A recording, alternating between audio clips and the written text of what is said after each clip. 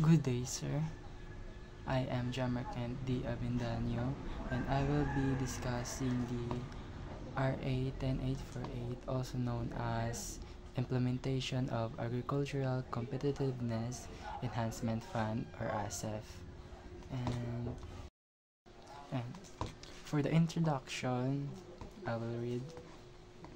Republic Act Number 10848 extends the Agricultural Competitiveness Enhancement Fund, or ASEF, until 2022.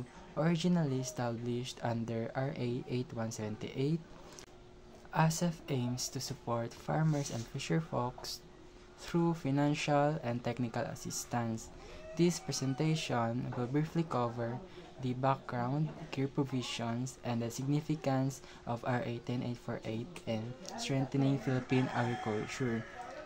So, ang ASEF, ang unang itinatag sa ilalim ng RA 8178 ay naglalayong suportahan ang mga magsasaka at mangingisda sa pamamagitan ng pagbibigay ng pinansyal at teknikal na tulong.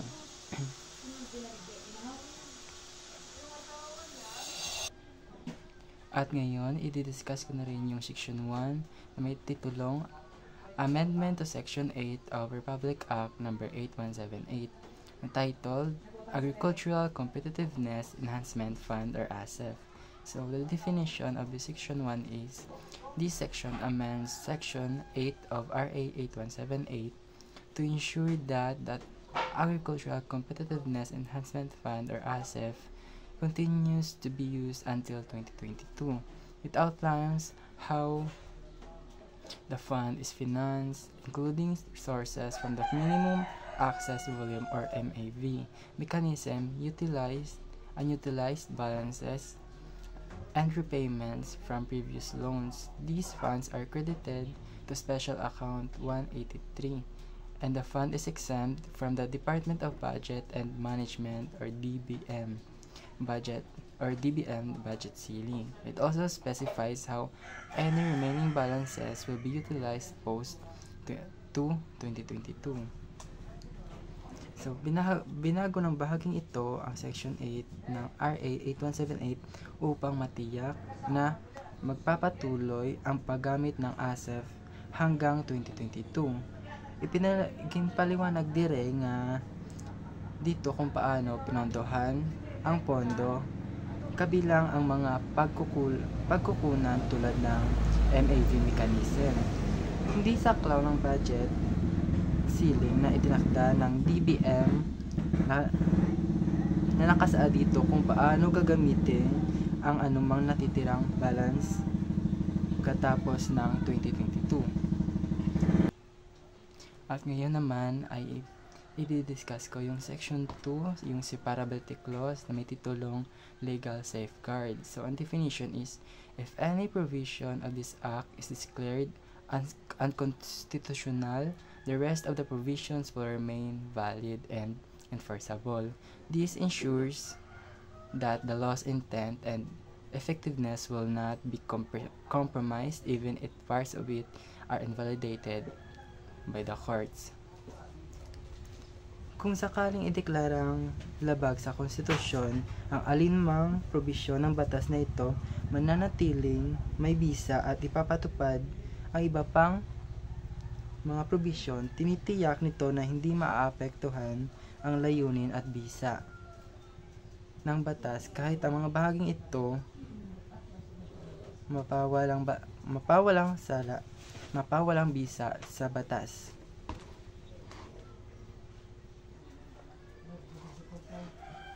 Section 3, Repealing Clause, na may titulong Legal Consistency, na may definition, this section repeals or modifies any law, decree, or regulation that is inconsistent with the provisions of this Act.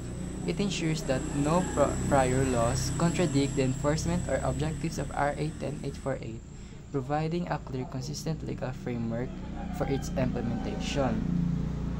Yung sa Section 3 naman ay binabaliwala o binabago ng bahaging ito ang anumang batas, kautusan o regulasyon na hindi umaayon sa mga probisyon ng batas nito.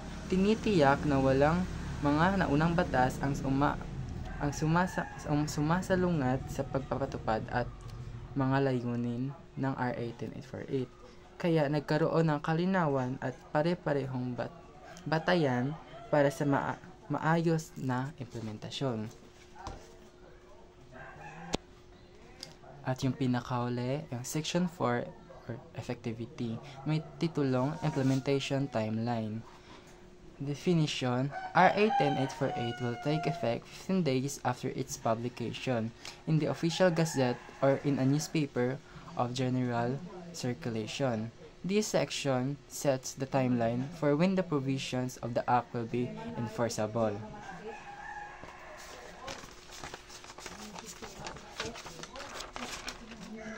Sabi dito, magkakabisa ang RA 10848 15 or 15 days matapos itong mailathala sa official gazette or sa isang pahayagan na may malawak na sirkulasyon. Itinatakda ang mga bahaging ito kung kailan magiging epektibo at mapapatupad ang mga probisyon ng batas. At ngayon, natapos na natin yung lahat ng section. Ngayon, pupunta na tayo sa legislative background ng ASEF. So, ASEF was created in 1996 through RA 8178 to help local agriculture adjust to global trade. The fund comes from tariffs on agricultural imports after RA 9496 extended its validity. RA 10848 was passed in 2016 to its use. It's also addressed issues of underutilization and poor management seen in earlier years. So, ang ASEF raw ay ginawa noong 1996 through RA 8178 para matulungan yung mga yung agrikultura na maka-adjust sa palawak-lawak na global trade ngayon.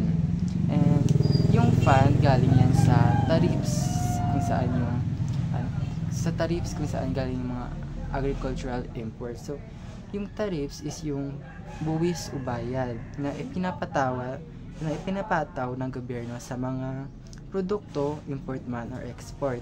Layunin nitong kumita ng pondo para sa gobyerno and also control ang pagpasok ng mga dayuhang produkto.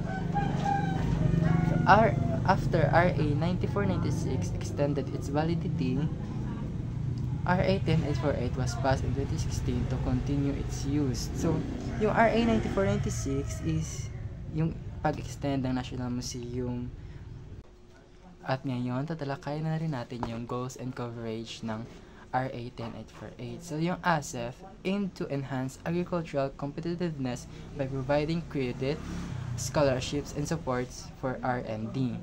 The law focused on small farmers and fisher folks, offering an accessible loans and funding for educational and research programs related to agriculture.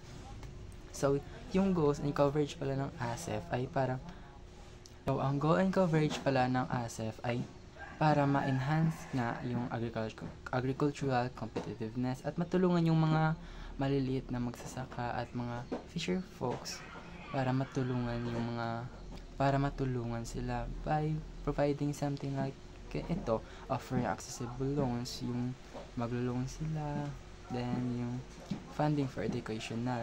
Kagaya nito, yung sa atin, merong mga gobyernong nagpa-fund sa mga agricultural related studies and also sa research programs din and mga related sa agricultural nga, ganun.